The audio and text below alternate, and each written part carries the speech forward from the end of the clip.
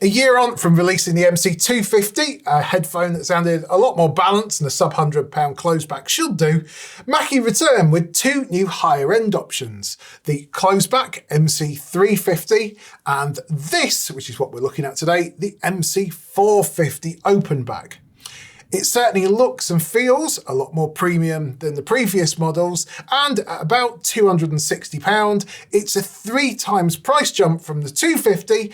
But of course, how does it actually stack up for mixing? Firstly, let's look at the physical aspect, and there's a considerable upgrade on materials from last year's models. The pads and the headband are now made from perforated leather and really do feel much more premium than before. The outer mesh on the cups is metal, and it's exactly the type you'd see protecting a tweeter in one of Mackie's speaker cabinets. And of course you get the rather massive Mackie dancing stick bloke design in the centre. The headphones do come in this rather lovely carry case. They fold flat, and you get a zip-up cable case in the middle. This is a good thing because there's 3 cables. Firstly, you get a 3-metre fabric covered one and a 1.2 metre coiled cable. Both of those terminate in a stereo mini jack, and you get the 1/4-inch screw-on adapter with them. Third cable is TRRS for use with phones, and it's got a remote and a microphone built in. All of these cables connect into the headphones on a single side, and it's a stereo mini jack input with a bayonet fitting.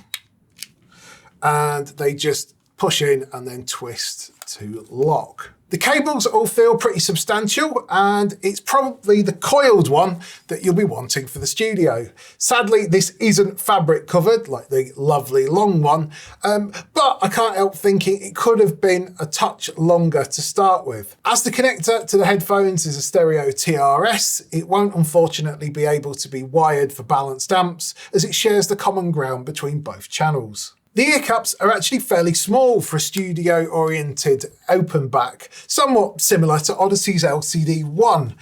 My ears are definitely sort of just touching the sides, but the seal's good and they certainly don't hurt. Clamping force is about average, and they seem to be fairly stable whilst on my head. Also, much like the LCD1, they have metal reinforcement on the headphone arms. However, at 350 grams, it's a whole 100 grams heavier and 90 grams heavier than Sennheiser Studio Stalwart's the HD650. You can feel that you've got them on, but it doesn't seem to be ultimately tiring. Although they do feel robust, there are a lot of plastic parts, and I'd probably put them somewhat on par with something like Audio-Technica's ATH-M50X on build quality. Solid, but probably not nuclear blast proof. If I had to describe the sound of these headphones in 3 terms, they would probably be nuanced, fast-paced, and revealing. I really wasn't expecting the tone of these, which naturally has a sharp and well-balanced mid and treble range, which is especially impressive from a 42mm dynamic driver. If you compare them to the classic HD650 or HD600 type signature, then it's definitely brighter, crisper, and well-defined. It's not got the planar type transient response of something like the Odyssey LCD1, but a bit of modern EDM certainly shows up the dynamics much more clearly than the HD650, against which it's also got much better separation between sounds. Again, getting up towards the Odyssey level, if not quite ascertaining it. It's certainly got a very airy, light and controlled treble, which would be more at home in much higher end dynamic headphones, such as the Focal Clears. Running through reference material on Tidal, it was immediate the difference between the really well mastered and mixed material and the older and self-mastered stuff. This is a similar sense that I get with high-end planers. So definitely a good sign, very obvious in the treble region, much more so than with the HD650s. However, there's two areas where off the shelf it doesn't do quite as well in, and that's bass response and soundstage. Actually, the bass response isn't that bad in the sense that it seems to descend quite well and evenly down into that bottom sub-octave, matching the LCD1 down to a very similar 30 Hertz or so. But the whole sub-region is recessed, even compared to the couple of dBs that the LCD1 is under. That's probably about a 4 dB drop or so from flat. What it makes up for in detail and dynamics, it unfortunately loses in soundstage. Much like the LCD1, again, it's got stereo presentation akin to a closed-back headphone. There's not that inspiring, swirling pads moving around your head, as they are rather plonked directly in front of you, similar to a close set of near fields. If anything, it does give it a natural mixing on speakers type feel, but it's lacking the finesse and the separation of the LCD1's planar driver. This did mean that sometimes I seem to lose positioning when placing sounds in the mix, but a quick move up and down a dB on the sound to highlight it, and you can regain your composure again. The larger cupped Sennheisers certainly do have the advantage here, but I'll actually say that the ideal soundstage is probably in the middle between the two. Not too distracting and wide, but enough for you to feel the depth of the stereo instruments. I did have a go with the excellent Canope plugin, and it did make it slightly truer, providing actual crossfeed, but I didn't go above about 50% amount and 45-degree angle, as it was either getting far too narrow or artificial. So really, it's just those recessed bass octaves that let this down slightly, and the treble and the mid-range detail is truly exceptional at this price, way above the Sennheisers and the Bayers and all that you normally see around this price region, and well towards the Odyssey type performance levels. In fact, even with the bass being slightly mild, it's still a great halfway point between models in the £100 sort of region and the £400 Odysseys.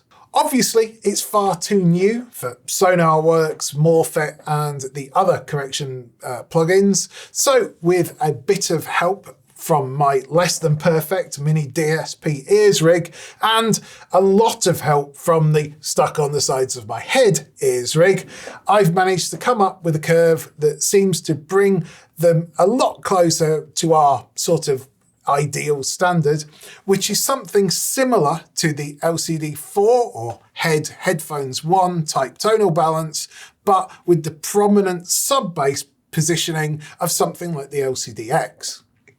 It's also similar to how most pro studios end up getting tuned, with a house curve on the low frequencies.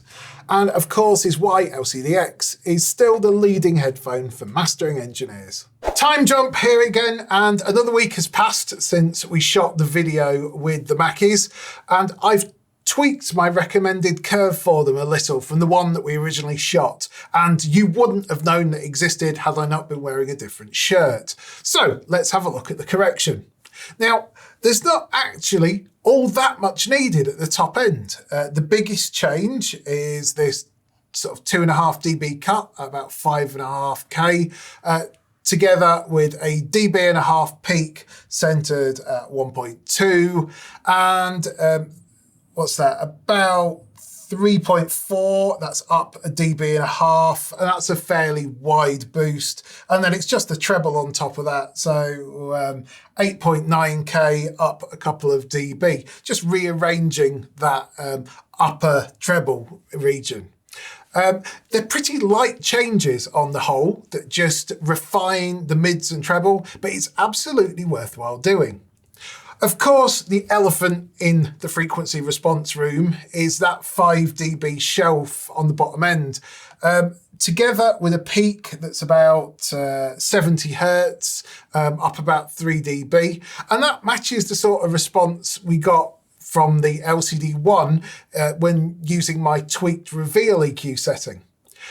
Though this does match the LCD1 tonal balance quite well, and the mids are particularly well defined, the sub-bass on the LCD1 is much tighter and punchier.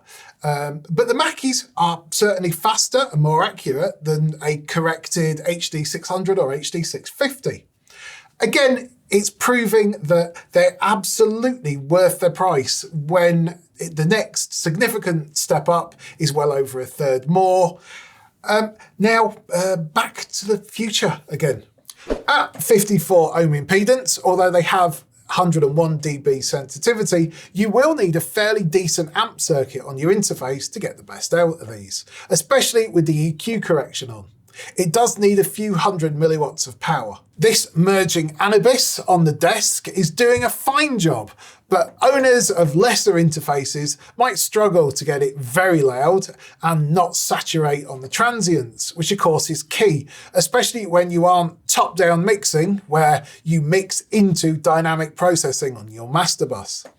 The only thing I did notice that was slightly out of the ordinary was that I could drive them to their overload point rather than hitting the amp saturation first.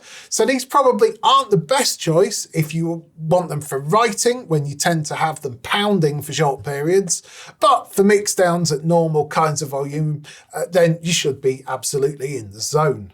Mackie have certainly done the unexpected with their first open back design and come up with something fairly refined and detailed. So let's go and score them up.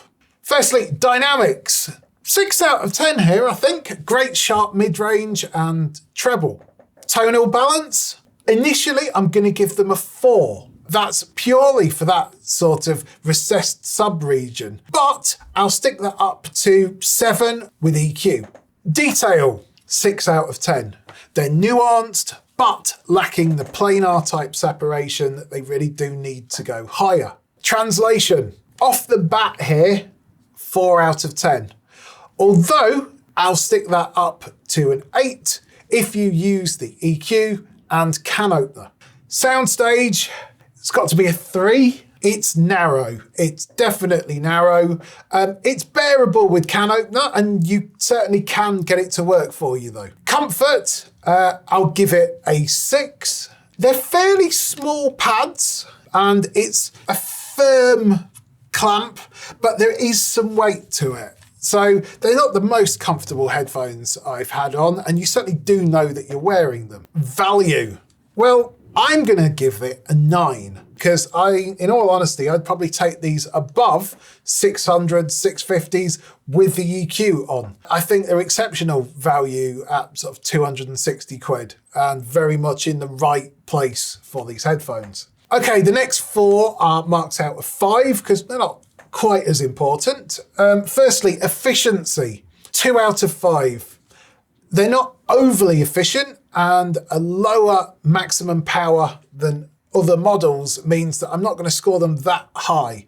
Although that lower maximum power probably means they might be quite good on your ears if you are using them for long periods. Build quality, 3 out of 5. It is mostly plastic, but it's firm and solid.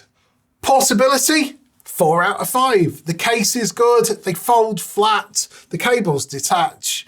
Finally, cabling, again, 4 out of 5. I'm going to knock off a point for only having the very long or the slightly too short coiled option, and there's no facility to use a balanced cable with them. All in all, it's a great job from Mackie, and here's your total. So, if you've got any questions about headphones and mixing, please do hit us up in the comments. Otherwise, we'll see you for another video again soon. Thanks. Fine. I've got no idea what the total is because I've not added it up.